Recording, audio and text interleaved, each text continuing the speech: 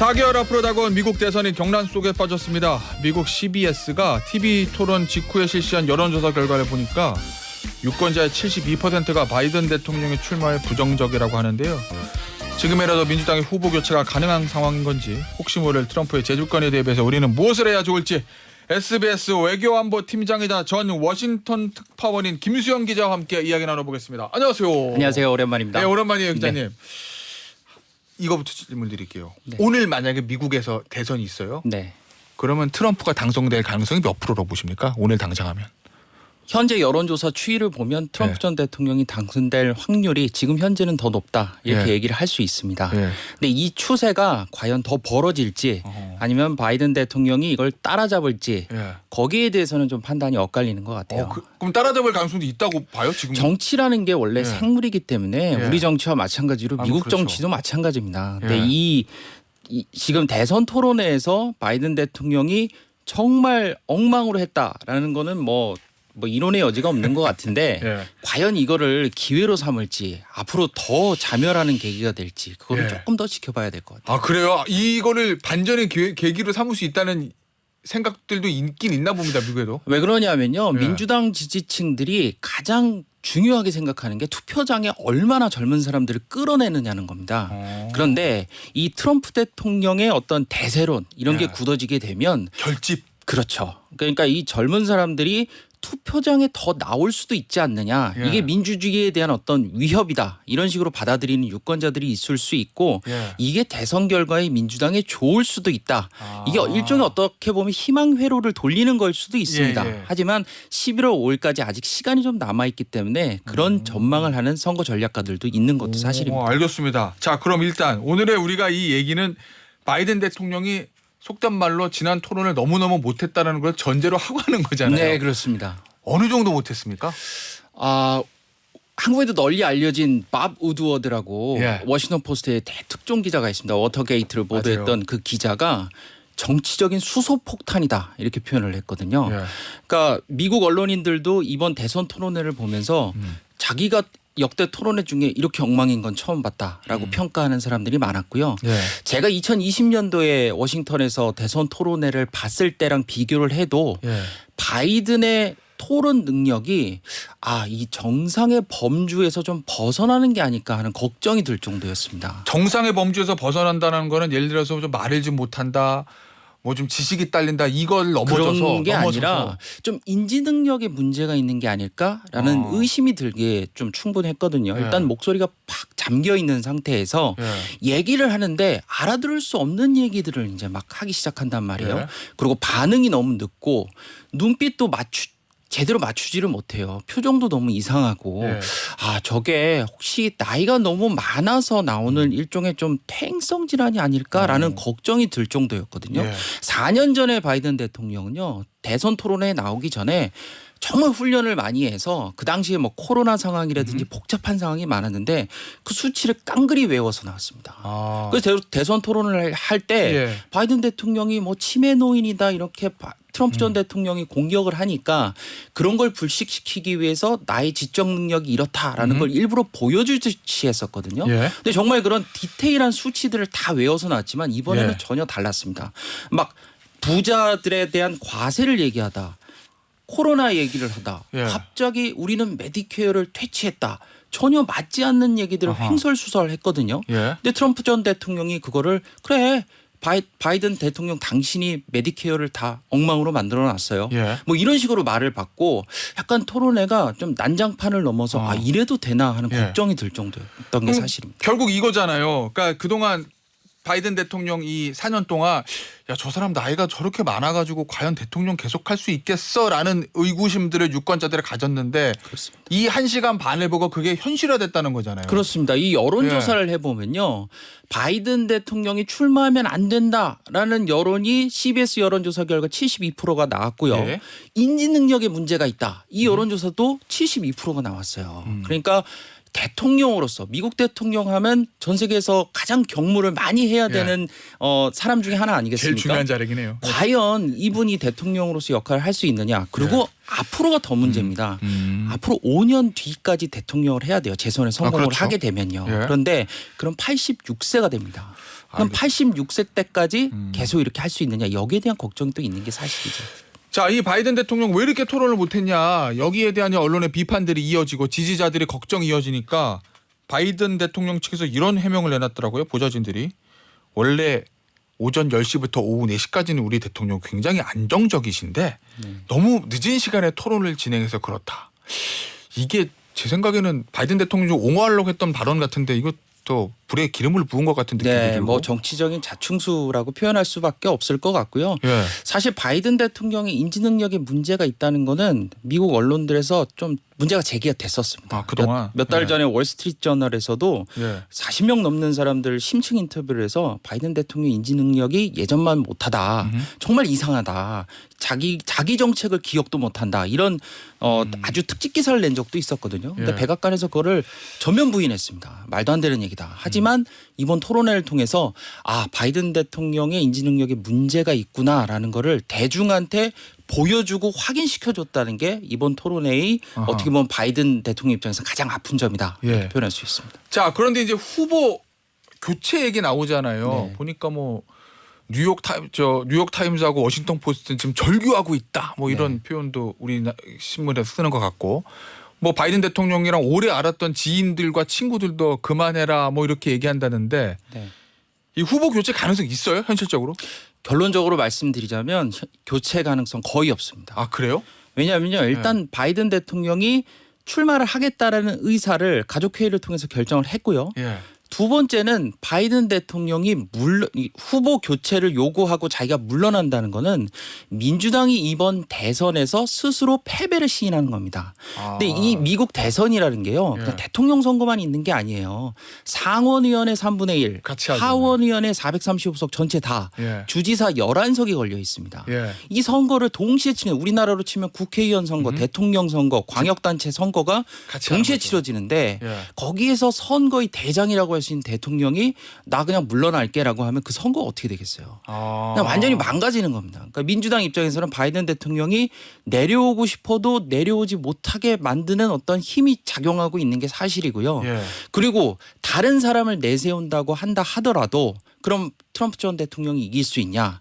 그게 굉장히 어렵습니다. 지금 거론되고 있는 유력 후보군이 카말라 해리스 부통령, 예. 게빈 뉴섬 캘리포니아 주지사, 그레전 위트머 미시간 주지사 등이 있는데 여론조사를 돌려보면 다 4% 5%씩 트럼프 전 대통령한테 져요. 일단 인지도 차원에서 워낙 밀릴 그럼요. 테니까. 예. 그럼요. 그 바이든 대통령은 어떻게 보면 트럼프 전 대통령의 가장 맞춤형 민주당 후보입니다. 왜냐하면 예. 가장 중도 진영을 아우를 수 있고 또 진보 진영도 끌어안을 수 있는 어떻게 보면 좀 색깔이 애매하고 하면서도 말은 못하지만 예. 여러 세대와 계층과 진영을 아우를 수 있는 좀 폭넓은 사람이거든요. 트럼프 맞춤형이다. 그렇죠. 예. 트럼프 맞춤형이고 또 트럼프 입장에서는 바이든 대통령이 필요로 합니다. 서로가 서로에 대해서 적대적인 공생관계다 이런 표현까지도 하고 있거든요. 예. 그렇기 때문에 민주당에서는 다른 후보를 내세워도 트럼프 전 대통령을 이길 확률이 그리 크지 않기 때문에 그래요? 현실적으로 후보로 교체하기가 굉장히 어렵다 이렇게 표현할 수 있을 것 같습니다. 그러면 저 낸시 펠로시 하원 의장이나 전 하원 의장이나 뭐 오바마 대통령, 전 대통령, 클린턴 전 대통령이 민주당의 고인사들이 다 네. 그래도 바이든을 지금 옹호하고 나서는 건 앞서 김수영 기자 얘기했던 이게 단순히 바이든만의 문제가 아니라 민주당 전체 선거의 운명에 걸려있는 그런 게 이제 작용했던 얘기인 거죠. 그렇습니다. 여기서 만약에 바이든 대통령이 그냥 나가서 질 땐 지더라도 그게 낫지 여기서 포기를 해버리면 네. 전체 선거가 무너진다. 그렇습니다. 주지사 하원의원. 예. 그런 고민이 있구나. 현실성이 없고 예. 그리고 다른 사람을 내세워도 지는 게 거의 확실시 되기 때문에 예. 이거 어려운 일이죠. 아, 그래요. 예. 알겠습니다. 자, 그런데 앞서 가족회의 얘기하셨잖아요. 네네. 주말에 있었던 그 캠프 데이빗 가족회의에서 그 스탑이 아니라 고루 결정을 했다. 네. 그런데 지난 주말부터 그런 기사들이 눈에 많이 띄더라고요. 영부인인 질 바이든 여사의 영향력이 크다. 결정은 영분이 다 한다. 뭐 이런 기사들이 있던데 그 정도로 영부인의 영향력이 막강합니까? 바이든 대통령에게? 질 바이든 여사는 바이든 대통령에게 어떤 정치적인 동반자다 이렇게 표현을 할 수 있을 것 같아요. 단순히 영부인의 수준, 부인의 수준을 넘어서서. 그렇습니다. 예. 왜냐하면요. 바이든 대통령이 상원의원을 처음 시작한 게 1973년입니다. 그런데 상원의원에 취임도 하기 전에 1년 전에 교통사고. 비극적인 교통사고로 첫 부인과 막내딸을 잃어요. 예. 그리고 굉장히 인간적으로 번민하고 방황하다가 75년도에 질 바이든 여사를 만나거든요. 예. 근데 정치적으로 굉장히 동반자적 관계로 지금까지 정치 인생을 함께 해온 사이기도 하고요. 질 바이든 여사는 백악관에서 군기반장 뭐 이런 역할을 하는 걸로 좀 그래요? 유명합니다. 예. 그리고 참모들을 선별을 할 때도 이 사람이 과연 충성심이 있느냐 이런 거를 테스트를 질 바이든 여사가 많이 한다고 해요. 충성심 테스트래요? 그러니까 일종의 굿캅, 배드캅 이런 예. 역할을 나눠서 바이든 대통령은 좀 좋은 역할을 하고 질 바이든 여사는 살림을 챙기면서 좀 안으로 좀 예. 참모들의 충성심이나 이런 거를 검증하는 역할을 맡아왔다고 하거든요. 그렇기 때문에 바이든 여사가 바이든 대통령의 어떤 정치적인 경로나 행보 이런 것도 서로 상의를 하면서 의사결정을 하는 관계로 그동안 쭉 함께 해왔던 사이이기도 합니다. 알겠습니다. 이 영부인이 이제 전면에 나서는 이런 부분들 예전에 보니까 오바마 대통령 때도 그랬고 네. 클린턴 대통령 때도 그랬고 뭐 부시 대통령 때는 안 그랬던 것 같은데 주로 이제 민주당 계열의 대통령 쪽이 있을 때 이제 영부인의 이제 입김들이 좀 세다라는 이제 얘기들이 좀 나오잖아요. 네. 미국의 그런 부분에 대한 어떤 반감이라는 건 없나요? 뭐 미국 공화당 유권자들은? 진영에서 거기에 대해서 문제 제기를 하는 의견들도 있죠. 예. 지금 우리나라의 최고 의사 결정권자가 누군지를 보여주는 거다. 뭐 이런 식의 반론도 제기가 되고 있긴 한데 예. 영부인의 어떤 정치적인 역할에 대해서 미국인들은 좀 약간 정치적인 룸을 좀 주는 것 같아요. 아, 그래요? 그래서 그들이 좀 어떤 특사 같은 걸로도 파견을 하고 예. 또 어떤 자선 행사나 이런 정치적인 메시지를 내는 거를 영부인들이 하는 행동에 대해서 좀 넓은 시각으로 바라보는 면이 좀 있는 것 같습니다. 알겠습니다. 앞서 그 얘기 잠깐 하셨잖아요. 적대적 공생 관계다. 네네. 트럼프 대통령하고 트럼프 전 대통령과 지금 현 대통령. 네. 그러면 트럼프 전 대통령도 최고로 선호하는 상대 후보가 바이든 대통령이라는 얘기예요? 왜냐하면 구도가 맞거든요. 예. 그러니까 서로 연령대도 비슷한 예. 70대 이상의 노인 후보들이 서로 경쟁을 하고 예. 서로 대척점에 서서 그동안 합을 겨루면서 경쟁을 해왔던 사이인데 민주당이 만약에 아주 젊고 참신한 후보를 초기부터 내세워서 예. 이번 선거를 트럼프 전 대통령과 경합하는 구도로 만들었다면 선거 판세가 어땠을까 하는 생각이 들기는 합니다. 예를 들어서 캘리포니아의 게빈 뉴섬 지사 같은 사람 처음부터 나왔으면 네. 근데 지금은 이미 늦었죠. 그리고 지금 게빈 뉴섬 주지사를 좀 띄우기도 쉽지 않을 뿐더러 예. 트럼프 전 대통령 입장에서 게빈 뉴섬 주지사 현재 주지사는 좀 공격하기 쉬운 포인트들이 있어요. 그래요? 너무 급진 좌파다. 이런 식으로 공격할 여지들이 있거든요. 예. 그렇기 때문에 좀 선거에서 좀 합을 겨루기가 좀 쉽지 않은 예. 상황으로 보입니다. 알겠습니다. 바이든 대통령에게 반전 카드는 남아 있습니까? 바이든 대통령에게 반전 카드가 남아 있어야겠는데 예. 오늘 대법원 판결이 나온 걸 보면 예. 또 어려운 상황에 처하게 될 가능성이 커졌습니다. 어허. 오늘 미국 대법원에서 무슨 판결이 나왔냐면 예. 전직 대통령의 공적 활동에 대해서 면책 특권을 인정해야 한다라는 판결이 나왔거든요. 예. 지금 트럼프 전 대통령이 형사 기소된 사건이 4건이 있습니다. 네. 여기서 재직 중의 문제로 선거 결과를 뒤집으려 했다는 사건이 2개가 있고 기밀 문건을 보관하고 있다가 또 기소된 사건이 있거든요. 예. 이 재직 중의 사건에 대해서 이 얘기는 명책 특권을 인정해야 한다는 취지로 받아들여지거든요. 이게 대선 전에 선거 결과가 나올 확률이 굉장히 낮아졌습니다. 그렇기 때문에 트럼프 전 대통령 입장에서는 사법 리스크가 더 낮춰지는 효과가 있을 수 있겠고요. 예. 바이든 대통령이 이거를 반전의 계기로 삼고 뭔가 계기를 만들어야 되는데 일단 바이든 대통령은 자신의 인지 능력이 온전하다라는 거를 계속 대중들에게 보여주면서 예. 자기를 검증하고 증명해야 되는 일단 과제부터 해결해야 할 것으로 보입니다. 알겠습니다. 자, 결국 이제 트럼프 전 대통령의 당선이 점점 가시화되는 상황인데 이건 우리도 대비책을 세워야 되잖아요. 네. 이 트럼프 2기에 대해서. 최근에 제가 보니까 김수영 팀장이 크리스토퍼 밀러 전 국방장관 대행을 단독 인터뷰한 걸로 알고 있습니다. 네. 이 사람이 누군가 봤더니 트럼프 전 대통령이 다시 집권을 하면 국방장관으로 가장 유력한 사람이다 이렇게 알려져 있더라고요. 네. 이 사람 그러면 인터뷰 해보셨으니까 네. 한반도 안보에 그럼 어떤 변화가 생길까? 트럼프 2기가 현실화되면. 네. 제가 크리스토퍼 밀러 전 국방장관 대행을 인터뷰하면서 한 3가지 정도 큰 변화가 생기겠다라고 하는 생각이 들더라고요. 예. 첫 번째는 방위비 분담금 문제입니다. 트럼프 전 대통령이 계속 얘기하는 게 돈. 한국은 부자 나라인데 더 많은 부담을 해야 된다.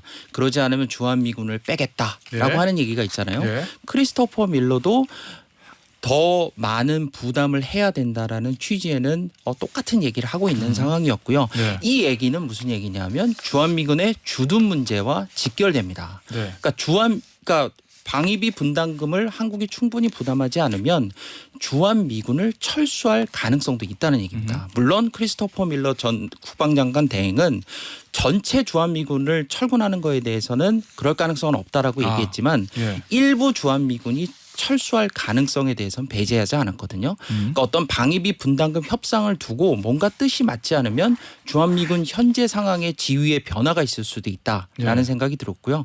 마지막으로는 전술핵 재배치 문제입니다. 제가 가장 좀 주목했던 부분이기도 한데요. 크리스토퍼 밀러 전 대행은 한국의 전술핵 재배치를 하는 게 상황이 굉장히 안 좋아졌을 때 한국인들이 동의한다는 전제하에 예. 전술핵을 재배치할 수 있는 거 아니냐라는 얘기를 했어요. 예. 근데 때마침 공화당 상원 군사위 간사인 로저 위키 의원도 예. 한국의 전술핵을 재배치하고 나토식 핵 공유를 해야 된다. 이런 식의 발언을 했거든요. 예. 이게 공화당 내부에서 어느 정도는 공감대를 얻고 있는 의견이기도 합니다. 와, 그럼 현실화될 수 있다는 얘기네요. 그렇기 때문에 전술핵 재배치 관련해서는 논의가 트럼프 전 대통령이 재집권하게 된다면 예. 더 활발하게 이루어지지 않을까 하는 생각을 해봤습니다. 알겠습니다. 오늘 인터뷰는요 여기서 마무리하도록 하겠습니다. 지금까지 SBS 보도본부 외교안보 팀장인 김수영 기자였습니다. 감사합니다. 감사합니다.